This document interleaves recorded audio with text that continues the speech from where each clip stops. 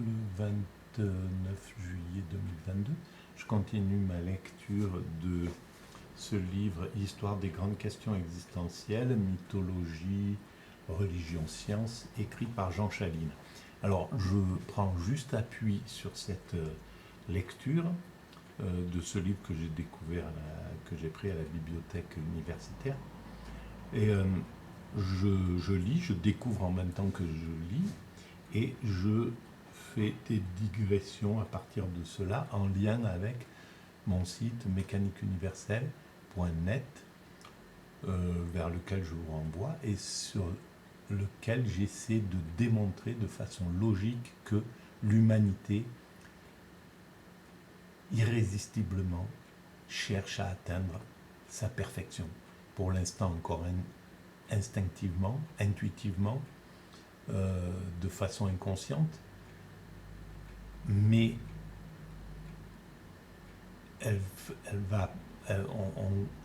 on s'approche du moment où on va prendre conscience de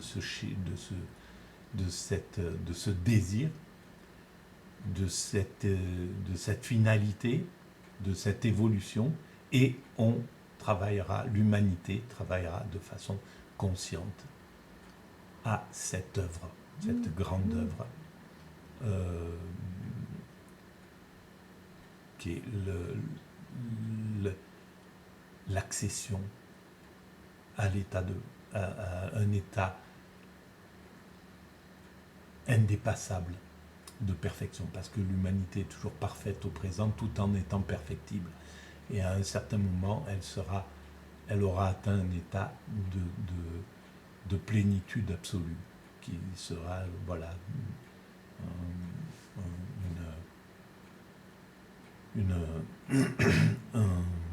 un fonctionnement parfait, quoi, tout simplement.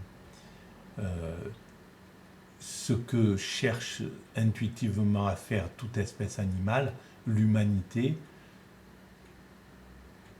décidera de le faire de façon consciente. C'est la grande différence entre le monde animal qui le fait de façon instinctive et qui parvient. Je pense que sur la mécanique universelle, j'essaie de démontrer que les baleines ont déjà atteint cet état d'extase, cet état de perfection, malheureusement pas total, puisque elles ont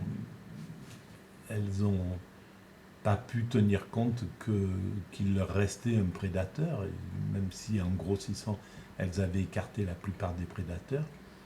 Elles n'ont pas réussi à vivre dans un état de parfaite sérénité sans qu'il n'y ait plus aucun prédateur.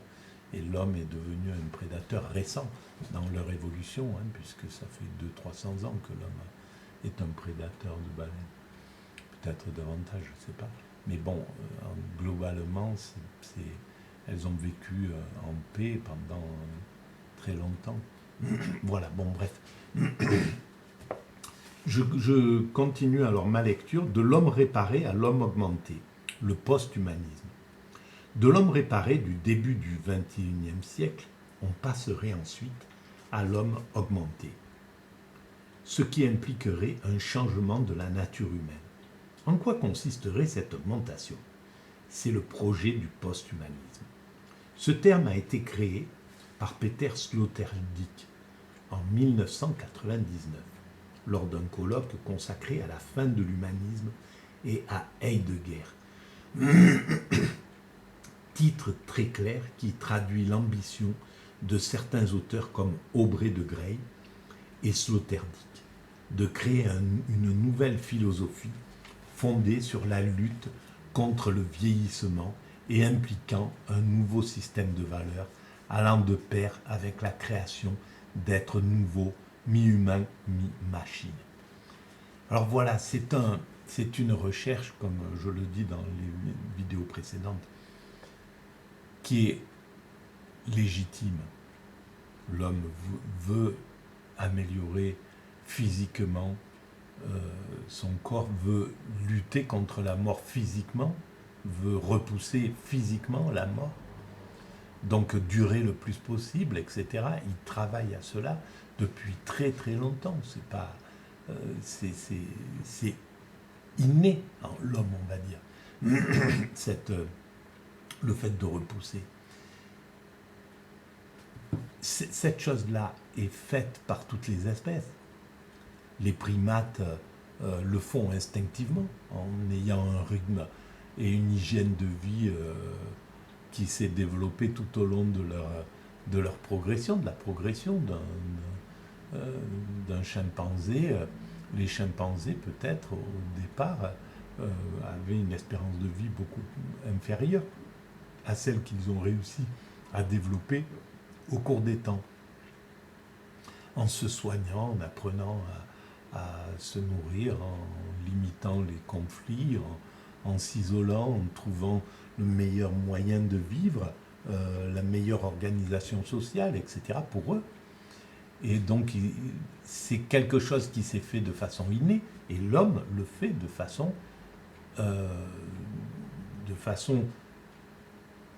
mi-consciente, mi-inconsciente, mais à un autre niveau. Voilà. On est sur une autre façon de travailler notre évolution, qui est encore inconsciente. Et on aura encore une troisième, à mon avis, option qui sera l'évolution consciente. Et qui, donc, découvrira un petit peu pas la stupidité, mais le côté vain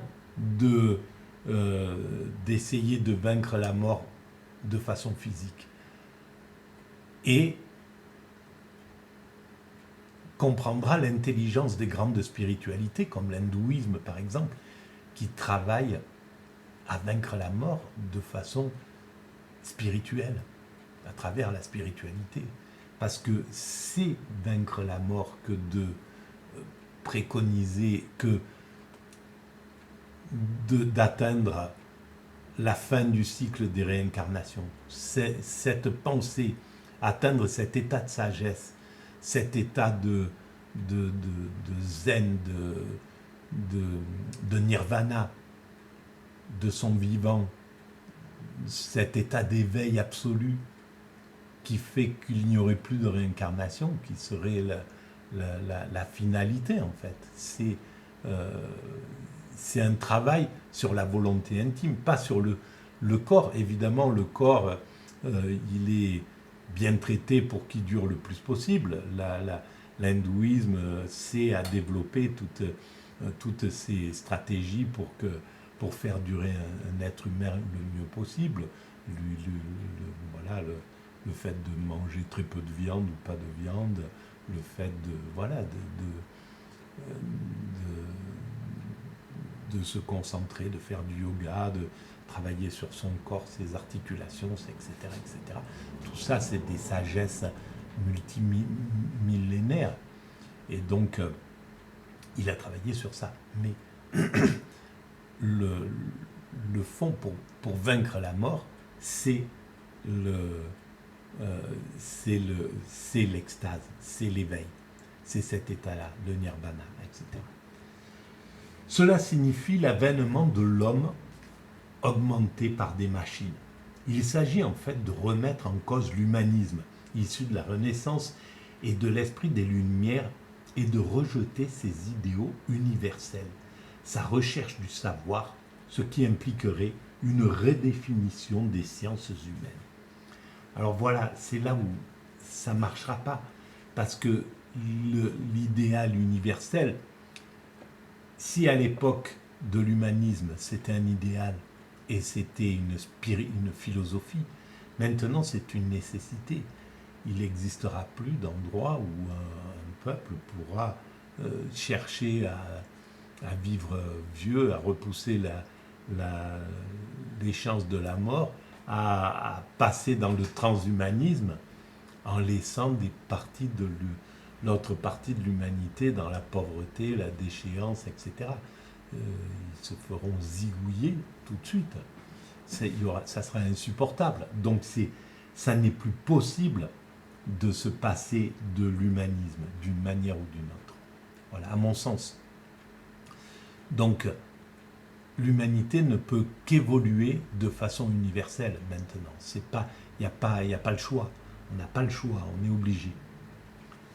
Cela entraînerait, selon Alain Denève, une révision des conceptions éthiques, sociologiques, culturelles, politiques et religieuses dans le rapport de l'homme à la machine. Je pense qu'il y a des choses qui ne sont pas complètement bien pensées à ce niveau-là. Il leur manque une part spirituelle à leur réflexion. Il manque des parts spirituelles à leur réflexion, qui fait que ils peuvent penser comme ça. Par exemple, Diane Davis, dans la même mouvance, rejette l'idée que l'homme soit le seul être capable d'écrire, en soutenant que certains singes seraient capables de le faire. Bien entendu. Mais si on laisse les bonobos, par exemple, c'est une évolution du chimpanzé.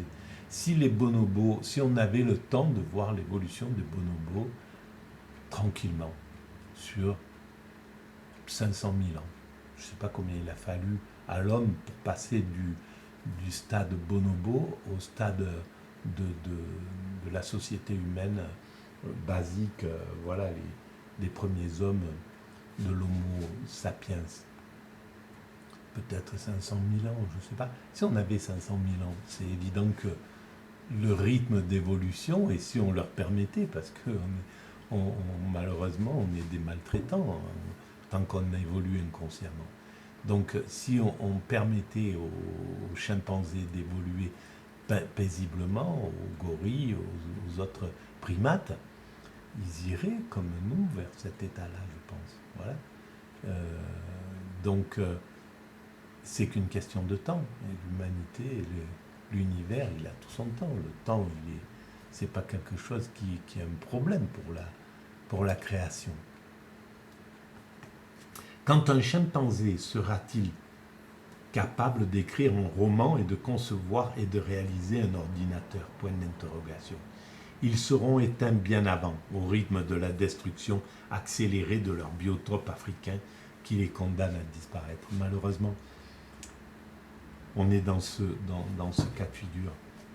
Alors peut-être que l'humanité trouvera la clé pour préserver et la planète et lui-même et faire évoluer, continuer à évoluer.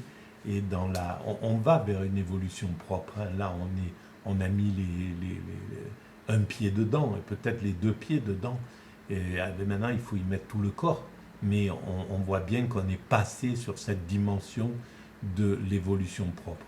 Alors, l'humanité, elle ne peut pas changer du jour au lendemain comme ça en un claquement des doigts.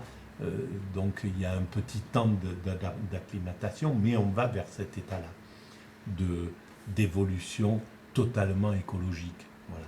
Ça mettra peut-être 30 ans, 40 ans, 50 ans, je ne sais pas. Guère plus, à mon avis, puisqu'il y a danger maintenant. Cette conception de l'avenir humain s'inspire de la science-fiction, notamment du mouvement cyberpunk, rassemblant des hystériques de l'information, de l'informatique.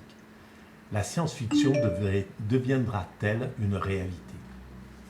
Le post-humanisme propose d'augmenter les capacités cognitives et les performances humaines grâce au soutien de robots, de cyborgs, c'est-à-dire grâce à la fusion de l'organisme humain avec des machines à mémoire. Ce pourrait être, par exemple, l'implantation dans le cerveau de systèmes à mémoire des puces électroniques cérébrales. Constituées d'électrodes et de grilles d'électrodes, rechargées à distance par induction, les puces seraient capables de lire et de contrôler les signaux cérébraux et donc de maîtriser le fonctionnement de tout l'organisme en une seule entité très coordonnée. C'est très possible que nous allions vers cela. Et de toute manière, il y a ce qui nous fait peur dans la science, faisait peur au Pékin classique des années 30 ou des années 20, quand il y avait de la recherche. C'est légitime. Il y a une sorte de peur devant la nouveauté. Mais l'humanité, jusqu'à présent, a montré qu'elle arrive toujours à domestiquer, même si c'est très difficile et même si ça passe par quelque chose d'extrêmement coûtant à l'humanité, dangereux et violent parfois. Voilà, là, on invente l'atome, on invente la bombe atomique, et on finit par, malgré tout, la dominer d'une certaine manière. Pour l'instant, on ne l'a jamais utilisée de façon à s'autodétruire. On l'a utilisée de façon criminelle, absolument criminelle, par tous les pays qui l'ont eu, hein, d'une manière ou d'une autre. Ils ont mis des populations en danger, ou ils ont tué carrément des populations entières. Mais on l'a finalement, au fond, un petit maîtrisé d'une certaine façon. Et c'est pareil pour tout le reste. On maîtrisera ces réflexions, on maîtrisera toute la recherche sur génétique, etc. Tous ces types de nouvelles recherches qui actuellement font peur seront maîtrisées par l'humanité. Il n'y a aucune raison que ça change. La peur, elle est là pour nous servir de garde-fou. Elle est fondamentale, la peur. Elle est essentielle. Mais elle nous sert de garde-fou uniquement. L'objectif de José Delgado, déjà affirmé en 1972, est de constituer par des stimulations électriques du cerveau une nouvelle société constituée d'hommes psycho-civilisés, plus joyeux et moins destructeurs. Eh bien, c'est très possible, et c'était en 1972. C'est incroyable, parce que c'est l'époque où ils écrivaient L'homme remodelé de Vance Packard, là, c'est cette époque. Donc il y avait déjà des recherches dans ce sens. Et la construction d'un homme psycho-civilisé, plus joyeux et moins destructeur, plus angoissé, etc., c'est très possible qu'on en vienne à le concevoir et à le répandre. Puisque là, par exemple, on a réussi à vacciner les 3/4 de la population, peut-être, sur Terre. Les 3/4 de l'humanité, je ne sais pas combien, mais on serait en possibilité d'apporter à l'ensemble des êtres humains qui composent l'humanité une chose qui lui serait bonne, par exemple, qui pourrait être favorable à son évolution, qui aurait après, pas de façon spontanée, il faut que ça soit bien réfléchi, que tous les travers puissent être compris, que à ce moment-là, on peut arriver à faire quelqu'un qui est moins destructeur, qui pourquoi pas arriver à enlever la capacité dans l'homme, le fait d'être un loup pour l'homme, enlever la capacité d'être un criminel, d'être de s'affirmer aux dépens d'autrui, de faire quelqu'un de beaucoup plus civilisé. Pourquoi pas si l'humanité découvre quelque chose comme ça et qu'elle peut le faire. C'est ce que nous faisons de façon inconsciente, sans nous en rendre compte, à travers la psychologie.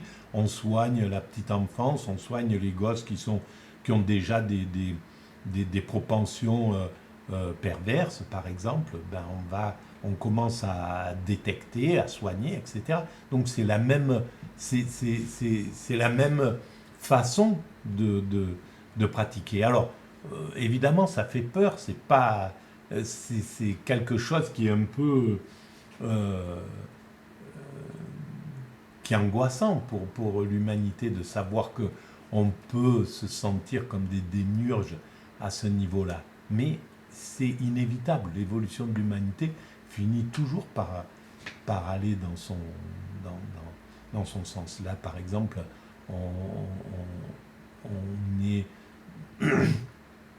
on a commencé à mettre quelques caméras il y a 20 ans, 30 ans, 40 ans en arrière, on a inventé ça, mettre des caméras de surveillance dans les rues. Maintenant, ça se répand pratiquement partout. Dans le moindre village, il y a ça. Les Chinois ont quelque chose pour détecter les visages et voir qui est asocial ou je sais pas, bon bref, ou un malfaiteur, le détecter à travers une foule. Mais ça viendra, ça sera répandu. Pour l'instant, il y a des blocages en Occident, etc. Mais ces blocages seront débloqués. C'est clair que l'idée de faire de l'homme un agneau pour l'homme, elle est inhérente à l'homme. On veut, inconsciemment, on ne veut plus qu'un homme représente du danger.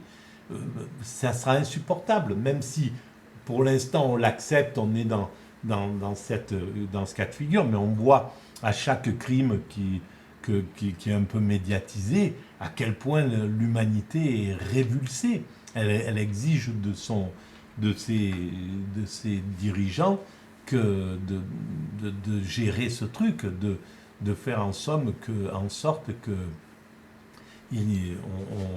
on puisse neutraliser tous les criminels. Donc voilà, c'est une évolution obligée vers cette évolution-là. Donc c'est clair que dans 50 ans, toutes les rues du monde auront des caméras, voilà, et l'homme aura vraiment du mal à abuser de ses congénères parce qu'il sera tout de suite détecté et il n'y aura plus la place pour la criminalité, en somme, dans une cinquantaine d'années. L'histoire de la barbarie montre cependant que cet objectif est un beau rêve, ce qui est également vrai dans le monde actuel. C'est un beau rêve, mais non, c'est une réalité, à mon sens. Voilà, je pense que c'est une réalité. On ira vers cet état-là. Ce chercheur a effectivement expérimenté la communication directe, non sensorielle d'un ordinateur avec le cerveau d'un chimpanzé, montrant que le comportement de ce dernier pouvait être influencé par une télécommande radio. Voilà, mais il est évident qu'actuellement, des milliers, des dizaines, peut-être des centaines de milliers de chercheurs dans le monde, en Chine, en Italie, en France, en Amérique, de partout sur la planète, cherchent dans ce sens. Il y a la recherche, elle s'arrête pas, quoi. Donc c'est quelque chose qui est au-dessus de la volonté même de ce qu'on pourrait dire, on peut penser que c'est dangereux, mais c'est au-dessus les choses se font par-dessus l'humanité, c'est au-dessus de tout ça. Selon l'informaticien, cofondateur d'Apple, Steve Wozniak, la miniaturisation des puces deviendra telle qu'un transistor pourrait être réduit à la taille d'un unique atome.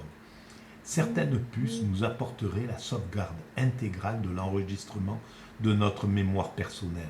En effet, les microprocesseurs les plus performants intègrent actuellement plus d'1,5 milliard de transistors sur les puces pour constituer notamment les mémoires flash des appareils photo. On arrivera bientôt, et donc voilà, c'est clair que ça c'est l'évolution, il n'y a pas de frein, c'est un fleuve qui descend. On peut mettre des barrières, tout ce qu'on veut, le fleuve, il faut qu'il rejoigne la mer. Donc le principe créateur, c'est ce que je pense. Voilà, le grand fleuve de l'humanité cherche à rejoindre sa perfection qui est en fait la fusion avec le principe créateur. Voilà, l'océan. On arrivera bientôt au terme de la loi empirique exponentielle de Gordon Earl Moore, qui constatait que le nombre de transistors sur les puces devait doubler tous les 2 ans. En effet, la fin de cette loi est liée à la limite physique de la taille des transistors qui atteignent désormais 15 nanomètres et pourraient descendre très difficilement en dessous de 10 nanomètres.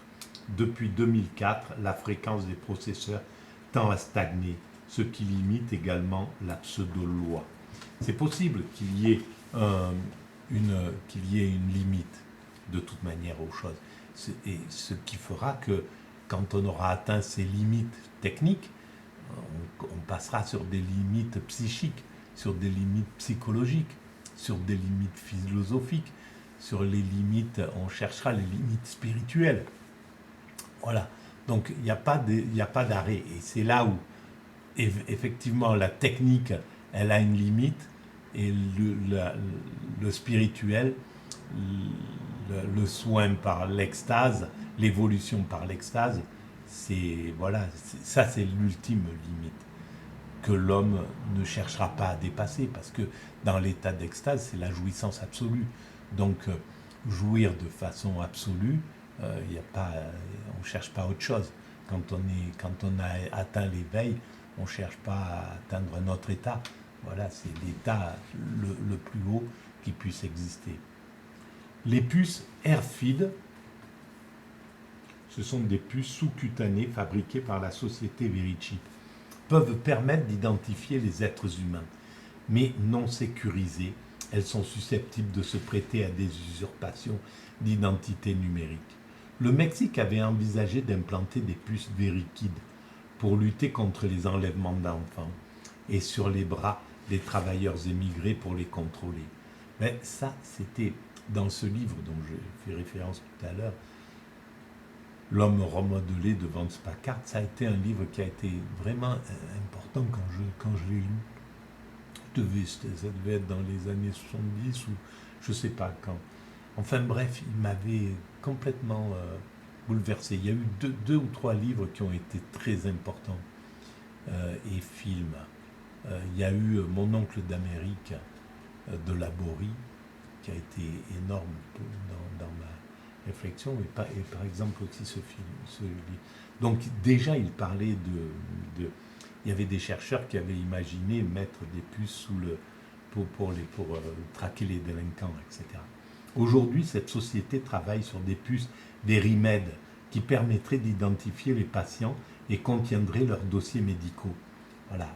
Donc on est passé de quelque chose qui était un peu négatif à quelque chose qui deviendrait positif. Et une fois que c'est implanté dans le positif, pour le médical, pour le soin, pour l'ensemble, voilà, on a également la possibilité de traquer un individu et de savoir ce qu'il s'est passé. Big Brother, ça arrive, bien sûr, mais Big Brother, il va falloir que je lise ces livres-là, parce que Big Brother, 1984, etc., Le meilleur des mondes, il y avait une émission sur France Culture il y a quelques jours qui était vraiment intéressante, mais j'ai pas pu bien la suivre, mais voilà, ça m'a donné envie de lire ces bouquins-là, et je pense qu'il y a il faut voir ce qui... Je pense que c'est important de le traiter sous la vision de la mécanique universelle, donc une vision positiviste. Parce qu'en fait, c'est ça. C'est juste la mécanique universelle dit, oui, c'est ça, on va vers ça. Ce que les chercheurs cherchent, on y va. Ce que la science-fiction travaille, on va vers ça, etc. Il n'y a pas de problème. Mais, sauf que c'est peut-être pas si négatif. On n'arrivera pas à Big Brother. On arrivera à autre chose que ça. On arrivera à un système qui sera favorable à l'humain, qui ne sera pas une oppression, qui ne sera pas une dictature, qui sera pour le bien de l'humanité. Pourquoi ? Et c'est là où, si je lisais ces bouquins et que je les commentais, je pourrais comprendre pourquoi on ne peut pas aller vers la dictature. Pourquoi je le sais intuitivement, même si on frise la dictature à un certain moment, même si c'est quelque chose qui peut se présenter devant, peut-être que des êtres humains essaieront de profiter de ça, mais à chaque fois, l'humanité, le bien a vaincu le mal, entre guillemets. Voilà. Quand Hitler est parti, il a conquis, on l'a laissé au début, etc., etc. Puis après, il était inarrêtable. Il a commencé à conquérir, etc. Il est parti dans ce truc-là. Mais l'ensemble de l'humanité a, comme pour un être humain qui se couperait une jambe, et ben s'il reste comme ça, si voilà, si la veine ne peut se cicatriser rapidement, l'ensemble du genou d'un moignon se formerait. Voilà, parce que tout convergerait vers cet endroit pour le soigner. C'est ça qui se passe pour un être humain. Et c'est pareil pour l'humanité. L'ensemble de l'humanité, c'est joint, c'est à converger pour aller détruire le mal absolu qui était Hitler. Voilà. Donc, il n'y a pas de solution négative. Le mal ne peut pas l'emporter sur l'humanité. Sinon, ça voudrait dire qu'il n'y a pas de raison, il n'y a pas de logique à la création. La création de... Pourquoi ce monde aurait-il été créé? Pourquoi, dans ce monde qui comportait potentiellement l'être humain, la conscience, l'amour, l'amour absolu, l'extase, pourquoi un Big Bang, le vide quantique, ce qu'il y a avant le Big Bang, ce qui a créé l'univers, ce qui a projeté l'univers, avait cette intention d'une humanité, de l'évolution de l'humanité vers sa perfection. Si c'est pour un échec au bout, il n'y a aucune raison, quoi. Ça voudrait dire qu'il n'y a pas de sens à l'univers. Sauf que pour moi, il y a un sens à l'univers. Voilà, s'il n'y avait pas de sens à l'univers, ça serait que du matériel qui évoluerait. Il n'y a aucune raison qu'il y ait la vie, qu'il y ait la possibilité de la vie, qu'il y ait l'amour, qu'il y ait la possibilité de l'extase. C'est impossible. Il est déjà là dans certains domaines, Big Brother, et il va s'imposer partout s'il n'y a pas de résistance éthique. Le post-humanisme s'annonce comme une future dictature implacable. Je ne suis pas d'accord avec Jean Chaline à ce niveau-là. Kurzweil estime que le transfert du cerveau humain sur des disques durs devrait être possible avant 2030, c'est-à-dire dans 8 ans. Donc moi je vais déjà acheter une disquette. Bon, peut-être qu'une moitié de disquette suffira à présent, parce que j'ai perdu certainement la moitié de mon cerveau avec les abus de toutes sortes que j'ai fait. Et je le sens vraiment. C'est pourquoi c'est pas très agréable d'écouter mes commentaires. Il manque beaucoup de vocabulaire. J'arrive plus à le retrouver, ce vocabulaire, à l'intérieur de ma tête. Et ça fait que c'est pas très harmonieux, c'est pas très joli la façon dont je m'exprime. J'en suis désolé pour vous et je m'en excuse, mais je peux pas faire autrement. C'est comme ça que mon cerveau s'est configuré maintenant. Google envisage en effet de télécharger le cerveau sur des circuits intégrés et de les organiser grâce à l'intelligence artificielle. Un jour ou l'autre, on va l'entendre ça. Voilà, à la télé, on dira un grand laboratoire américain ou chinois ou africain ou arabe a découvert le moyen de télécharger entièrement le cerveau. Ça nous pend au nez, entre guillemets. Signalons que des chercheurs du Salk Institute de La Jolla en Californie ont étudié chez le rat une partie du cerveau. Ils ont ensuite extrapolé les résultats à l'ensemble des régions impliquées dans les mécanismes de la mémoire grâce aux liaisons entre les neurones qui se remanient en permanence. C'est incroyable, parce que là, il y a encore, on est au balbutiement sur le cerveau, mais ça va très très vite. Alors imaginons 150 ans, 100 ans de recherche là-dessus. Imaginez ce que ça va faire. C'est époustouflant, c'est pourquoi c'est d'une beauté extraordinaire la création pour celui qui s'intéresse à ça. Rappelons que le cerveau humain possède 86 milliards de neurones avec des millions de milliards de connexions passant par les synapses, avec leur extrapolation, nous aurions chez l'homme une capacité de stockage de 2,5 millions de milliards d'octets, c'est-à-dire une capacité gigantesque. On adjoindrait au cerveau humain une puce d'intelligence artificielle supérieure à notre mémoire. Cette dernière résulte du fonctionnement de seulement 100 milliards de neurones, alors que les superordinateurs les plus performants atteignent déjà à 33 millions de milliards d'opérations par seconde. Par exemple, on pourrait avoir une puce greffée dans le cerveau contenant tout Wikipédia, un ajout de la mémoire du monde. Il n'y aurait plus besoin d'ordinateur pour y accéder, puisqu'il serait intégré dans notre cerveau. C'est incroyable. Donc les derniers génies, c'est nous qui les connaissons, je pense. Il n'y aura plus de... quand on aura atteint ce degré-là, tout le monde sera un génie. Donc c'est le génie qui a été important pour l'évolution de l'humanité. Le génie, c'est un homme ordinaire qui a juste